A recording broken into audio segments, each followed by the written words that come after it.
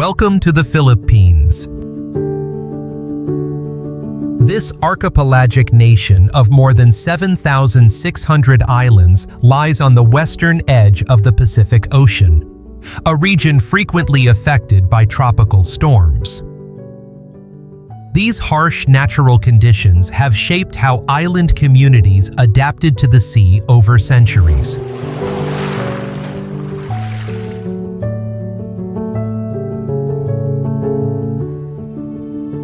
From early on, the Philippine archipelago was part of Southeast Asia's regional trade networks.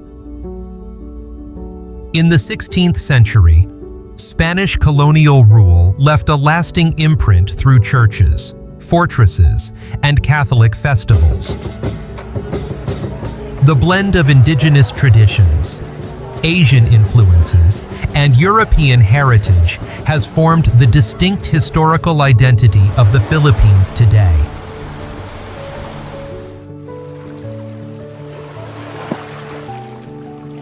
From this geographic and cultural landscape, the journey begins in the Northern Islands, home to one of the most famous limestone bays in the Philippines.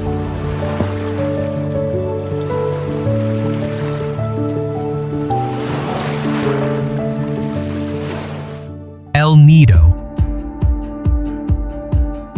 Located in the northern part of Palawan Province, Philippines, El Nido is a coastal area with high tourism value thanks to its limestone mountain system rising directly from the sea. This landscape forms more than 40 large and small islands, featuring enclosed bays and shallow lagoons. The terrain originates from ancient coral sediments formed on the seabed tens of millions of years ago, later uplifted by tectonic activity and continuously shaped by waves and rain, creating steep cliffs and enclosed lagoons.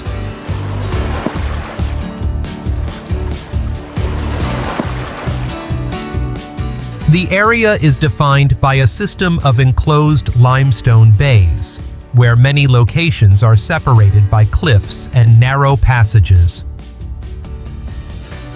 Sites such as Big Lagoon, Small Lagoon, and Secret Lagoon can only be accessed by small boats or non-motorized vessels. Some sections require passing through narrow rock gaps due to natural terrain conditions.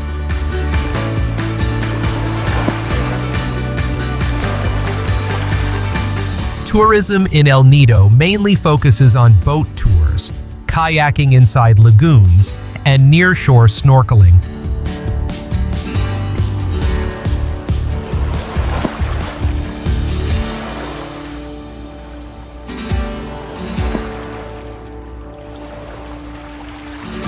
Thanks to clear water and the distribution of coral reefs around the islands, water activities are usually organized along short routes, well suited to the area's enclosed geographic conditions.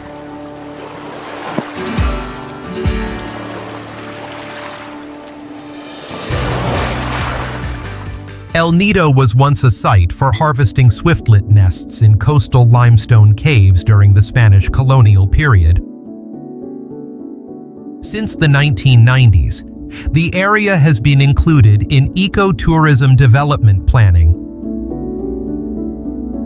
Today, construction and resource use in bays and lagoons are strictly regulated to protect the landscape and natural ecosystems.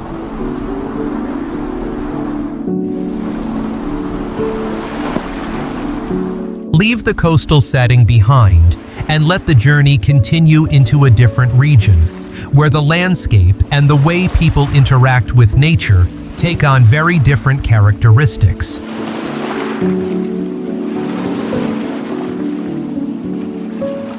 Banaue rice terraces. Located in Ifugao Province in northern Philippines, the Banaue rice terraces are a system of terraced fields built by the Ifugao people more than 2,000 years ago. The entire system was constructed by hand, using stone and compacted earth, with the total length of terrace walls estimated at over 20,000 kilometers, stretching across steep mountain slopes.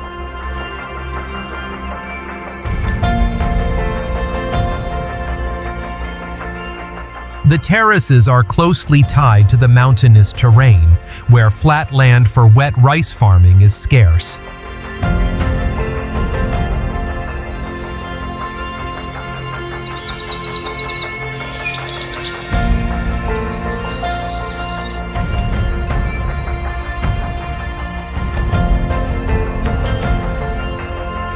To adapt, the Ifugao reshaped mountain slopes into consecutive tiers and developed a water channel system from upstream forests, allowing water to flow naturally from one terrace to the next.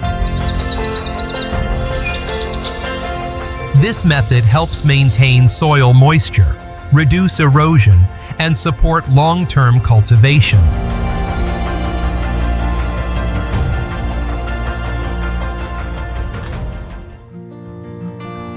For centuries, the Banaue rice terraces have been maintained through a community-based management system, where planting, harvesting, and terrace maintenance are linked to the agricultural calendar and traditional rituals.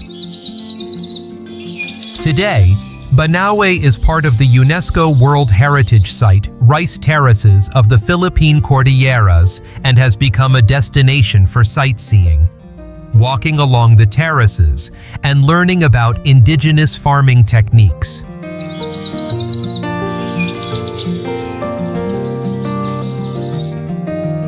Currently, tourism in Banaue focuses on viewing the rice terraces, short trekking routes along local paths, and homestay accommodations, allowing visitors to directly observe farming practices and daily life within the Ifugao community.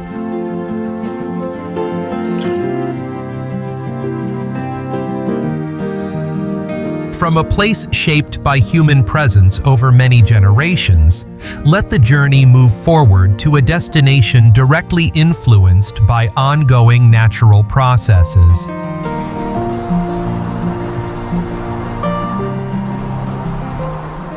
Mayon. Located in the Bicol region, Mayon is an active volcano with an almost perfectly symmetrical cone, widely regarded as one of the most geometrically ideal volcanoes in the world. Rising to about 2,463 meters, it serves as the central geographic landmark of the region and holds significant value for geology and volcanology research.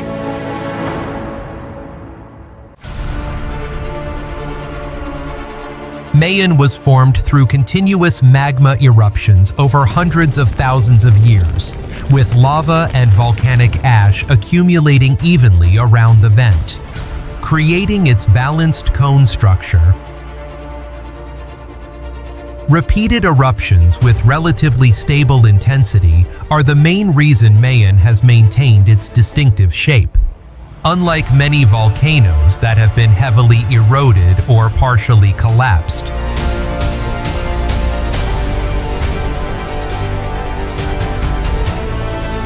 Mount Mayon has recorded more than 50 eruptions over the past 400 years, with many occurring from the 20th century to the present. Volcanic activity has created fertile soil for agriculture, while also requiring strict disaster risk management for surrounding communities.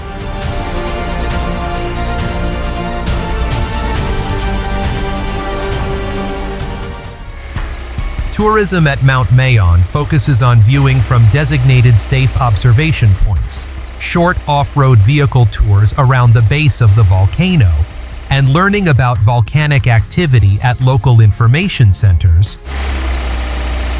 Climbing activities are strictly regulated and only permitted during periods of volcanic stability.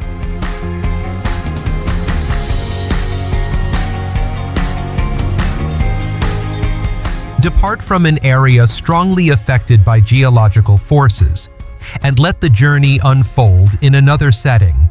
where nature is used and experienced at a gentler pace.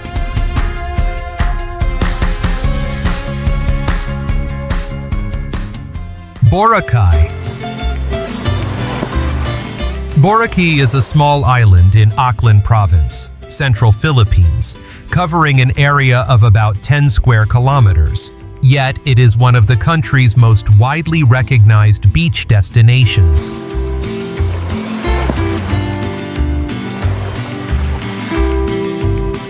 The island's key attraction is White Beach, a coastline of roughly 4 kilometers where most tourism activities and accommodations are concentrated.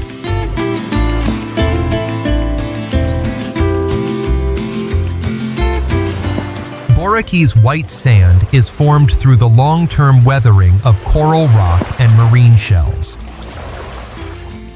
The sand grains are fine and relatively uniform, combined with a gently sloping shoreline and shallow waters. These conditions make the beach suitable for swimming and light water activities, with less dependence on strong wave seasons.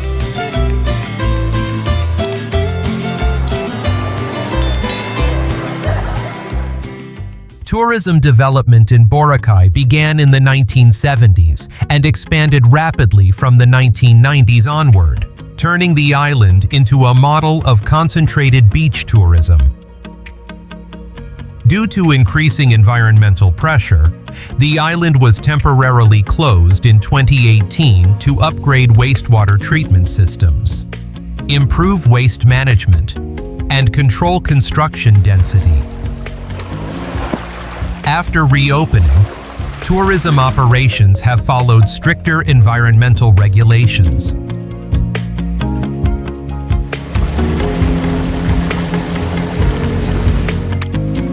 Today, tourism in Boracay mainly focuses on beach leisure, swimming, and light water sports, supported by a service system organized along the main shoreline. Boracay is not a traditional cultural center, but traces of the indigenous Ati community remain in nearby areas.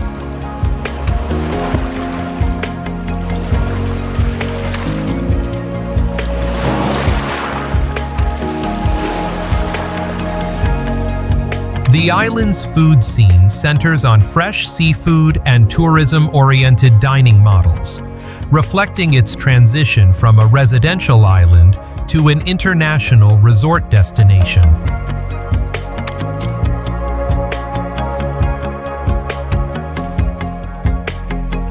After the coastal resort setting, the next destination is a city marked by a strong historical identity and visible urban development.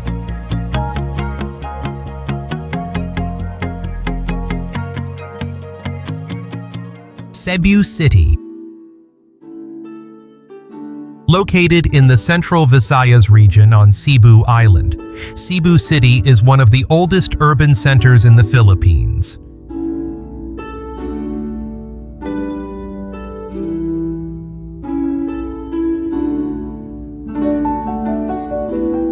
It served as a major commercial and maritime hub before Manila became the political capital. Positioned along key trade routes within the archipelago, Cebu developed as a natural transit point where goods, people, and cultural influences met over centuries.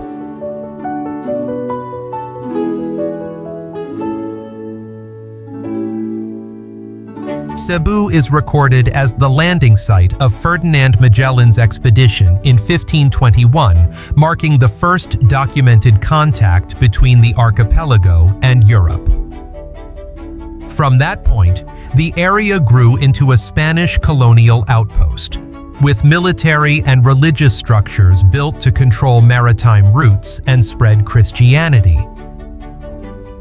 Fort San Pedro, historic churches, and Cebu's own version of a colonial-era walled district reflect how urban space was shaped under European influence, while nearby neighborhoods continue to maintain a distinct local rhythm of life.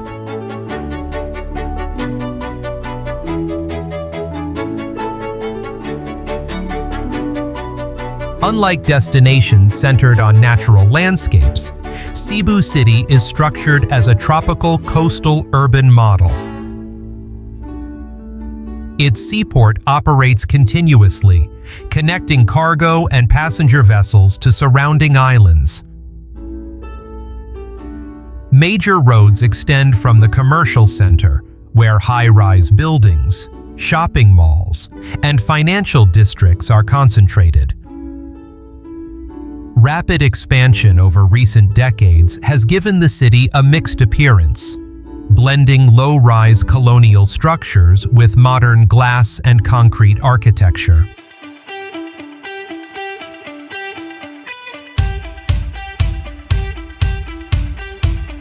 Today, Cebu City functions both as a gateway to the diving sites and small islands of the Visayas region, and as a space that preserves layers of Philippine history from pre-colonial to post-colonial times. Here, past and present do not stand apart, but exist together along the same urban skyline.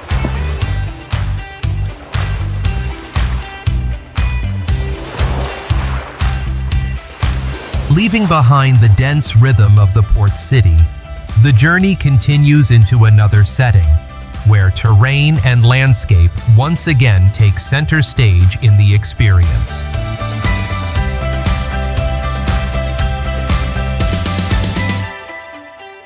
Chocolate Hills. Located in central Philippines in Bohol Province, the Chocolate Hills are a geological formation made up of more than 1,200 limestone hills spread across an area of about 50 square kilometers.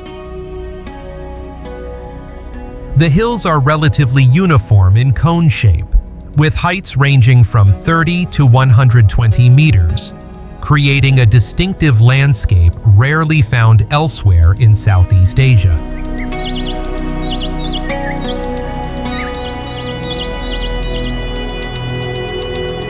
The area was formed from ancient marine sediments containing limestone and coral, accumulated on the ocean floor million years ago. After tectonic uplift, the limestone layers were exposed above ground and gradually eroded by rain and surface runoff. Over time, the dissolution of limestone created separate, evenly spaced hills divided by low valleys.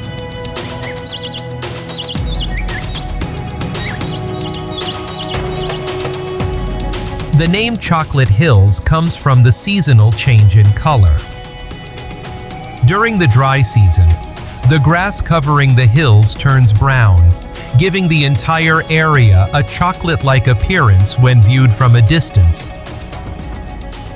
In the rainy season, the hills return to green.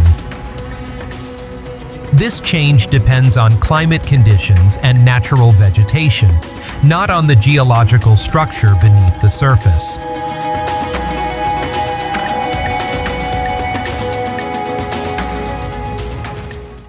Tourism here focuses on viewing the landscape from elevated observation decks, where visitors can see the full extent of the hill complex. Access infrastructure includes road connections and designated viewing platforms built to support sightseeing.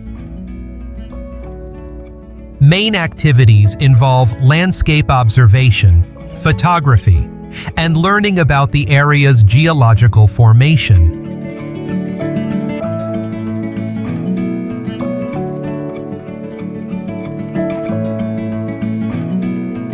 The Chocolate Hills have been recognized by the Philippine government as a national geological monument and are considered one of the most prominent natural symbols of Bohol Island.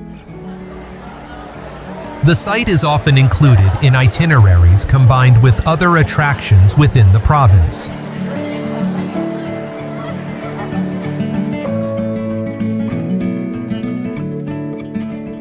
From the limestone hill complex of Bohol, the next section shifts to a region with a different geographical structure, where water plays a central role in shaping the landscape.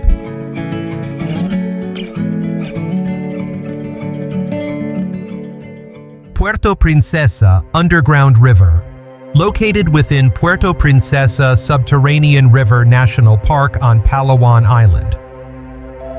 The Puerto Princesa Underground River is a river system flowing beneath a coastal limestone mountain range. The river stretches for more than 8 kilometers, with a designated section open for guided boat tours along a fixed route.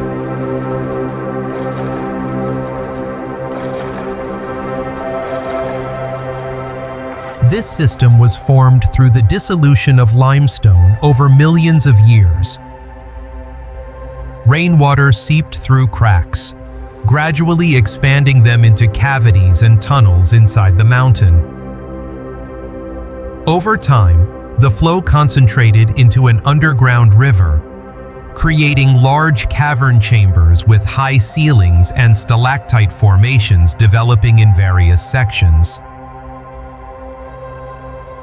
The river mouth is directly affected by tidal movements, causing water levels and salinity to shift throughout the day.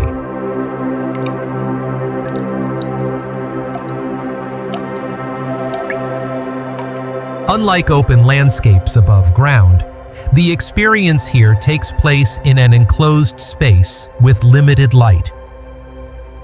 Visitors travel by paddle boat along a regulated route designed to ensure safety and minimize impact on the ecosystem.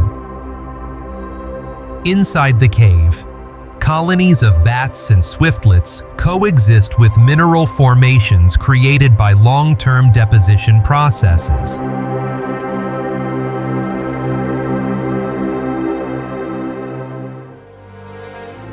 The site was recognized by UNESCO as a World Natural Heritage Site in 1999 and is one of Palawan's key tourism destinations.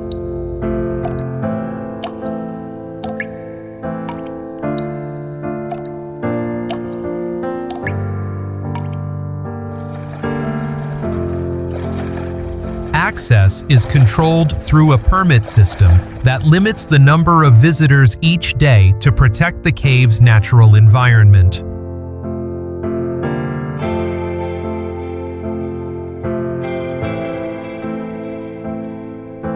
The Puerto Princesa Underground River is often included in broader Palawan itineraries, complementing nearby coastal and island attractions. Here, water does not merely shape the scenery, it is the direct force that defines the geological structure of the entire area.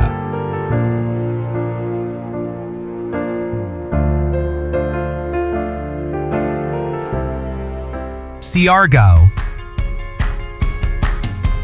Located in Surigao del Norte province in northeastern Mindanao, Siargao is an island covering about 437 square kilometers, widely known for its natural conditions ideal for surfing. Facing the Pacific Ocean, the island receives consistent swells for several months each year, particularly from August to November.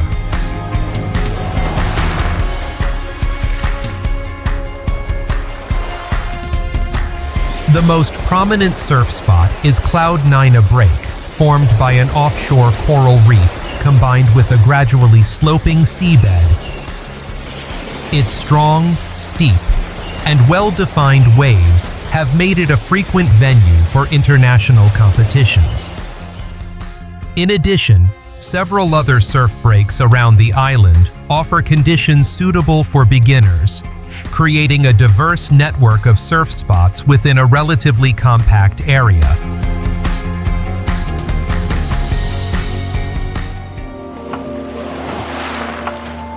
Beyond water sports, Siargao has developed as a lifestyle island.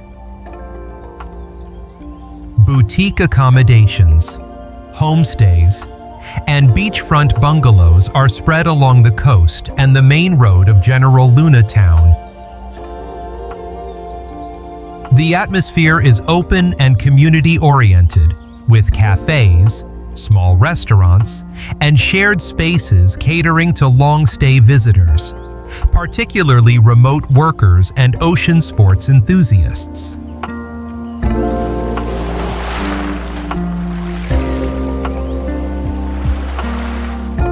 The island's landscape extends beyond sandy shores and coral reefs. Lagoons, mangrove forests, and natural pools such as Sugba Lagoon provide additional options beyond surfing. Transportation is mainly by motorbike, reflecting the island's moderate scale and relatively low construction density compared to more developed resort islands.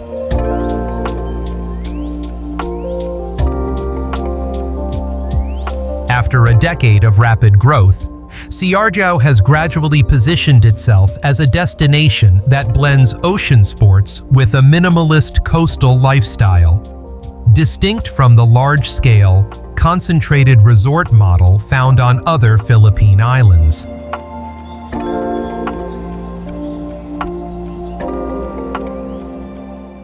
The journey through the Philippines comes to an end here. From active volcanoes and thousand-year-old rice terraces to island groups, beaches, and distinctive marine ecosystems.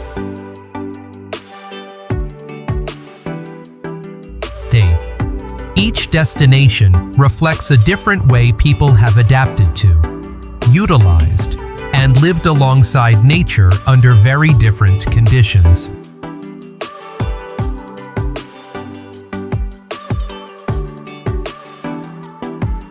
Thank you for taking the time to watch and for choosing this channel.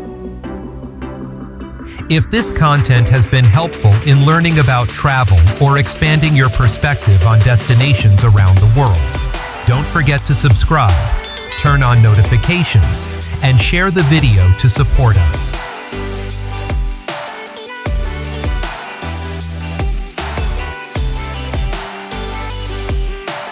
In the next episode, the journey will continue with new destinations, new stories, and deeper perspectives on the world around us.